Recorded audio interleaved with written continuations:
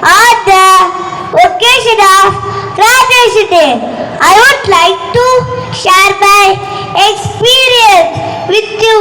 I learned so much in kindergarten from alphabet, numbers, Tamil letters, coloring, rhymes, addition, subtraction, ascending order, descending order, story, etc. We celebrate special days like Teachers' Day, Independence Day, Pongal celebration, Sports Day, etc. That makes me grow mentally and physically. Those days are always organized by our correspondent and principal. Thank you so much for them to create those days so memorable.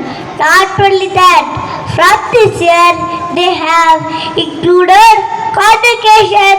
This is so fantastic. Happy to cherish. My heart will happy. So thank you father, thank you sister, my teachers gave us the best education.